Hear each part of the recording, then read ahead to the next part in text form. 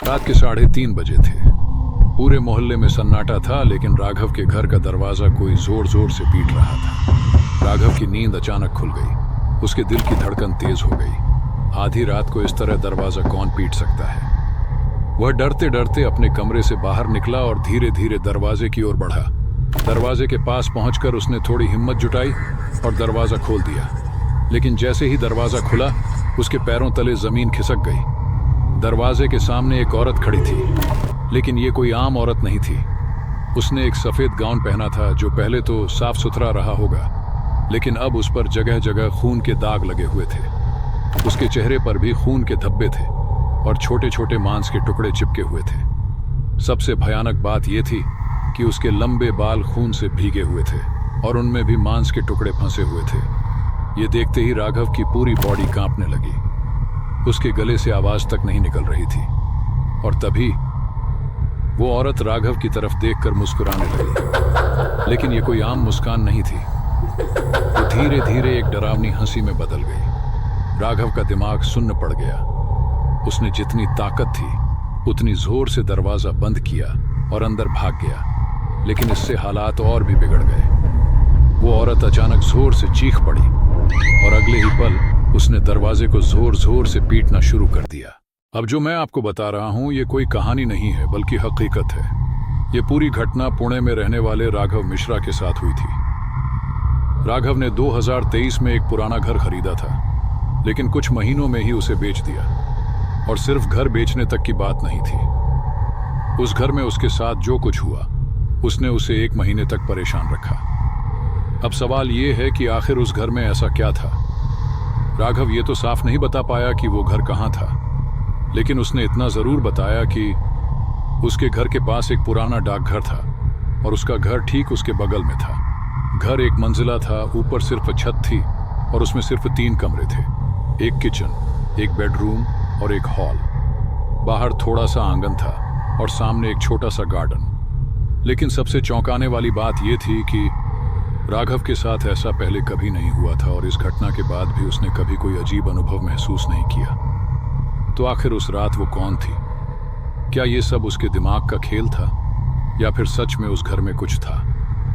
अब बिना देर किए आइए इस कहानी को आगे शुरू करते हैं। राघव एक इंजीनियर था, एकदम सादा सीधा साधा और भोला इंसान। उसकी कद काठी 6 फुट लंबी थी और रंग थोड़ा सांवला था, लेकिन उसे इन चीजों से कोई फर्क नहीं पड़ता था। राघव की जिंदगी बहुत साधारण थी। वह सादगी से जीने में विश्वास रखता था। कोई दिखावा नहीं, कोई शान और शौकत नहीं, बस एक सीधी सादी जिंदगी। लेकिन एक बात थी, वह धार्मिक प्रवृत्ति का इंसान था। उसे पूजा पाठ में गहरी आस्था थी। अमावस्या, पूर्णिमा, भूत प्रेत, टोने टोटके, ये सब चीजें वह सच मानता था। अब चूंकि वह एक इंजीनियर था, इसलिए पैसे की उसे कोई कमी नहीं थी। वैसे तो हर इंजीनियर की किस्मत इतनी अच्छी नहीं होती, लेकिन राघव एक अच्छी कंपनी में ऊंचे पद पर काम करता था और वहां से उसे काफी अच्छी तनख्वाह मिलती थी। लेकिन एक चीज थी जो अब तक नहीं हुई थी। राघव की उम्र 30 से 35 साल हो चुकी थी, लेकिन उसने अब तक शादी नहीं की थी। और इसकी एक खास वजह थी। राघव किसी लड़की से प्यार करता था। उस लड़की ने और राघव ने एक वादा किया था, जब तक वह लड़की अपने करियर में पूरी तरह से सेटल नहीं हो जाती, तब तक वे शादी नहीं करेंगे। राघव को इस वादे पर पूरा भरोसा था, इसलिए उसने शादी की जल्दी नहीं दिखाई और अपनी जिंदगी पर फोकस किया। अब इसी दौरान 2023 में उसने एक बड़ा फैसला लिया। उसने अपना खुद का घर खरीदने का प्लान बनाया। वैसे तो वह पुणे में अकेला रहता था और एक फ्लैट में किराए पर था। हर महीने 7 से 8 हजार रुपए किराए के देने पड़ते थे। राघव को लगा, यार इतने पैसे फालतू में किराए पर देने का क्या फायदा? इससे अच्छा तो एक छोटा सा अपना घर खरीद लूं।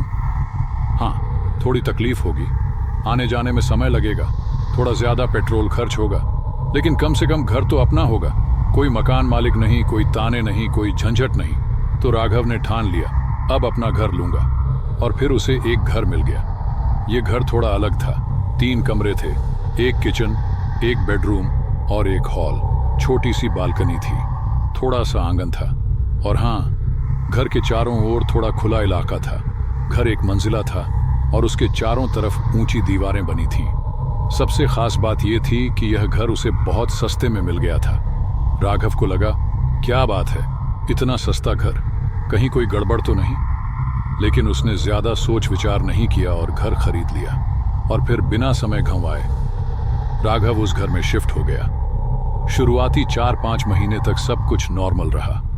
कोई दिक्कत नहीं, कोई डर नहीं, कोई अजीब घटना नहीं। उसकी जिंदगी इतनी शांत और सुकून भरी थी कि वह सोचने लगा, यार मैंने तो जैसे स्वर्ग में घर ले लिया है। राघव की जिंदगी अब एकदम परफेक्ट लगने लगी थी। एक सपनों जैसी जिंदगी, ना कोई शिकायत, ना कोई तकलीफ, ना कोई परेशानी। ऑफिस में सब कुछ सही चल रहा था। बॉस कभी डांटता नहीं था। घर में भी सब ठीक था। गांव में उसकी फैमिली भी खुश थी। उसकी गर्लफ्रेंड भी उसके साथ थी। बस एकदम सुख शांति भरी जिंदगी। 4-5 महीने यूं ही बीत गए। सब कुछ एकदम स्मूथ चल रहा था। लेकिन एक रात कुछ अजीब हुआ। रात के 3 बज रहे थे। राघव अपने स्मार्ट टीवी पर एक वेब सीरीज देख रहा था। हाई क्वालिटी हेडफोन लगाए, पूरी तरह स्क्रीन में खोया हुआ, कोई भी डिस्टर्ब ना करे, ऐसा माहौल बनाया हुआ था। राघव को हमेशा से ही साउंड को इमर्सिव एक्सपीरियंस में सुनने की आदत थी। वह कहता था, जो देख रहा हूं वह पूरी तरह महसूस होना चाहिए। समय धीरे धीरे बीतता गया। रात के 3:29 हो गए। राघव को प्यास लगी। उसने सोचा, चलो थोड़ा पानी पीकर आते हैं। वैसे तो पूरा घर रोशनी से भरा हुआ था, कहीं भी अंधेरा नहीं था। थक थक दरवाजे पर किसी ने दस्तक दी। राघव अचानक चौंक गया। इतनी रात को कौन आ सकता है? शुरुआत में उसने इसे अपनी सोच समझा, शायद मेरा वहम होगा। लेकिन फिर से दरवाजा खटखटाने की आवाज आई। अब वह थोड़ा सतर्क हो गया। राघव ने मोबाइल उठाया और देखा 3:30 हो चुके थे। अब वह थोड़ा डरने लगा। इतनी रात को कौन हो सकता है? राघव ने अपनी सांसें रोकी और ध्यान से सुना। एक पल के लिए सन्नाटा था, लेकिन जैसे ही वह सोफे पर बैठकर दोबारा हेडफोन पहनने लगा, थक थक थक। अब उसे यकीन हो गया, कोई उसके दरवाजे पर खड़ा है। कौन था वह? क्या वह कोई इंसान था या कुछ और? राघव ने धीरे धीरे दरवाजे की तरफ देखा। उसकी धड़कन तेज होने लगी थी। अब उसके सामने जिंदगी का सबसे बड़ा सवाल था, क्या दरवाजा खोलूं? राघव ने धीरे धीरे दरवाजे की तरफ कदम बढ़ाए। पहले तो उसे शक हुआ, कहीं कोई चोर तो नहीं। लेकिन उसने डोर कैमरे में देखा, कोई नहीं था। थोड़ी देर रुककर उसने दरवाजा खोला। बाहर झांक कर देखा, गली सुनसान थी। शायद कोई शराबी होगा, गलती से दरवाजा खटखटा दिया होगा। अब चला गया होगा। राघव ने दरवाजा बंद किया और वापस आकर अपनी सीरीज देखने लगा। लेकिन 4 बजे के आसपास उसे नींद आने लगी। गर्मी महसूस होने लगी। फैन ऑन था, फिर भी उसे अजीब बेचैनी हो रही थी। ऐसा पहले कभी नहीं हुआ था। राघव उठकर बैठ गया और अपना माथा पोंछने लगा। ये हो क्या रहा है? कुछ पल तक उसने सोचा, फिर से सो गया। सुबह 8 बजे उठा, फ्रेश हुआ और ऑफिस चला गया। लेकिन अब यह रोज होने लगा। हर रात 3:30 बजे दरवाजा खटखटाने की आवाज आती। राघव उठकर देखता, लेकिन बाहर कोई नहीं होता। पहली बार हो सकता है इत्तेफाक, दूसरी बार शायद कोई मजाक कर रहा होगा, तीसरी बार अब यह नॉर्मल नहीं था। अब वह डरने लगा था। एक रात उसने सोचा कि वह आज नॉर्मल रूटीन नहीं करेगा। ना कोई सीरीज देखेगा, ना हेडफोन लगाएगा, ना कोई लाइट ऑन रखेगा। बस अंधेरे में बैठेगा और देखेगा आखिर दरवाजा खटखटाने वाला है कौन। आज वह पूरी तरह तैयार था। अगर मुझे वह मिल गया तो उसे छोड़ूंगा नहीं। राघव सोफे पर बैठ गया। घर में पूरी तरह अंधेरा था। खिड़की से बाहर की नजर रखी। सांस रोककर इंतजार करने लगा। घड़ी की सुइयां धीरे धीरे आगे बढ़ रही थी। रात के 3:25, 3:37, 3:29 और फिर थक थक थक। दरवाजे पर ठीक 3:30 बजे दस्तक हुई। राघव पूरी तरह तैयार था। एक हाथ दरवाजे के हैंडल पर, दूसरा हाथ लोहे की रॉड पकड़े हुए। जैसे ही दरवाजा खुलेगा, जो भी होगा मैं इसे छोड़ूंगा नहीं। धड़ाम। जैसे ही राघव ने दरवाजा खोला, रॉड उसके हाथ से गिर गई। उसकी सांसें अटक गईं। उसका शरीर कांपने लगा, क्योंकि सामने एक औरत खड़ी थी। एक सफेद गाउन में, लेकिन गाउन का आधा हिस्सा खून से सना हुआ था। उसके पांव के नीचे खून बह रहा था, ताजा खून। राघव की नजर उसके चेहरे पर गई। एक तरफ का चेहरा पूरी तरह फटा हुआ था, दूसरी तरफ खून और मांस के छोटे छोटे टुकड़े चिपके हुए थे। उसके बाल भी खून से लथपथ थे और उनमें छोटे छोटे हड्डियों के टुकड़े फंसे हुए थे। लेकिन सबसे डरावनी चीज थी उसके पैर। उसके पैर उल्टे नहीं थे, बल्कि एक पैर सीधा और दूसरा उल्टा मुड़ा हुआ था, जैसे किसी ने उसे जबरदस्ती तोड़ दिया हो। राघव शॉक में था। उसका पूरा शरीर कांप रहा था। उसकी पीठ पर ठंडी लहर दौड़ने लगी। पसीना ऐसे बहने लगा जैसे किसी ने उसके ऊपर पानी डाल दिया हो। और फिर राघव ने जोर से चीख मारी, आ! लेकिन जैसे ही वह चिल्लाया, सामने खड़ी वह औरत भी उतनी ही जोर से चीखने लगी और चीखते चीखते अचानक ही हंसने लगी। लेकिन यह कोई साधारण हंसी नहीं थी। यह हंसी इतनी भयानक थी कि सुनकर राघव का दिल दहल गया। घबराहट में उसने अपने घर का दरवाजा जोर से बंद कर लिया और अंदर भाग आया। लेकिन जैसे ही वो घर में दाखिल हुआ, उसे महसूस हुआ कि उसकी धड़कनें बेकाबू हो रही हैं। उसका पूरा शरीर पसीने से तरबतर था, हाथ पैर बुरी तरह कांप रहे थे। ये मैंने क्या देखा? वो बड़बड़ाया और कांपते हाथों से अपना मोबाइल उठाया। किसी को कॉल करने की कोशिश की, लेकिन उसकी उंगलियां काम ही नहीं कर रही थीं। घबराहट इतनी बढ़ गई कि फोन हाथ से गिर पड़ा। हालत यह थी कि उसे फोन उठाने की ताकत भी नहीं बची थी। वो सीधा सोफे पर धप्प से गिर पड़ा, जैसे उसके शरीर की सारी ताकत ही खत्म हो गई हो। उसका दिमाग सुन्न पड़ चुका था, सांसें तेज हो रही थीं और अचानक वो भयानक हंसी एकदम से बंद हो गई। कमरे में अब सन्नाटा था, लेकिन राघव के दिमाग में अभी भी वही खौफनाक दृश्य घूम रहा था। उसने जो देखा था वो भूल पाना नामुमकिन था, और कोई भी होता तो उसकी हालत भी वैसी ही होती। आखिरकार इतनी डरावनी चीज देखने के बाद कोई सामान्य कैसे रह सकता है? कई मिनटों तक वह वहीं बैठा रहा, हिल भी नहीं पाया। आधा घंटा बीत चुका था। तभी अचानक उसका अलार्म बज उठा। सुबह के 4 बज चुके थे। अलार्म की आवाज ने उसे थोड़ा संभाला। उसने धीरे धीरे चारों तरफ नजर दौड़ाई। सब कुछ सामान्य लग रहा था। वह उठा और तेजी से सारे कमरे की लाइट्स ऑन कर दी।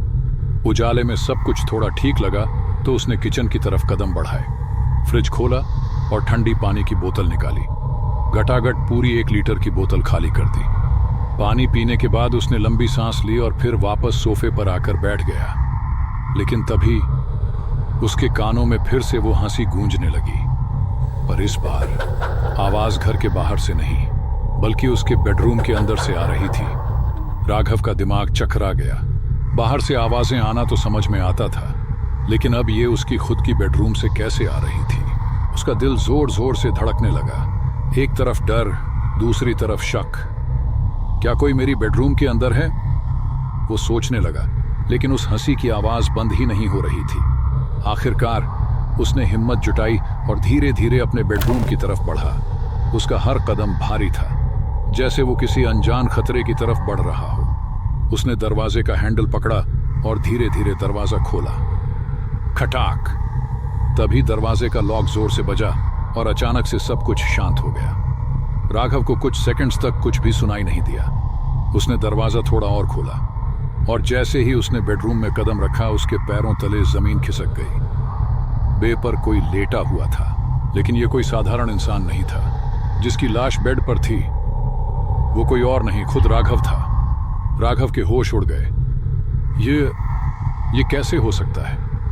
बेड पर पड़ा हुआ शरीर पूरी तरह सफेद हो चुका था, जैसे उसमें से सारा खून निकल गया हो। उसकी आंखें पूरी तरह काली थीं, इतनी काली कि उनमें सिर्फ अंधेरा दिख रहा था। ऐसा लग रहा था मानो उसकी आंखों की जगह कोई गहरी खाली गुफा हो। उसकी पूरी स्किन सफेद पड़ चुकी थी और चारों तरफ खून ही खून फैला था। राघव ने अपनी आंखें कसकर मली, लेकिन वो दृश्य गायब नहीं हुआ। उसका दिमाग झटका खा चुका था। ये मैं ही हूं, मेरा ही शरीर, लेकिन मैं तो जिंदा हूं। घबराहट में उसने खुद को चुटकी काटी, अपने चेहरे को छुआ, लेकिन तभी धड़ाम! कुछ भारी चीज छत से सीधे जमीन पर गिरी। राघव ने चौंक कर देखा। वो वही शरीर था, राघव का शरीर। इस बार उसका शरीर जमीन पर औंधे मुंह पड़ा था। खून चारों तरफ फैल रहा था और अब उसके सिर से भी खून बहने लगा था। अब ये सब एक भ्रम नहीं था।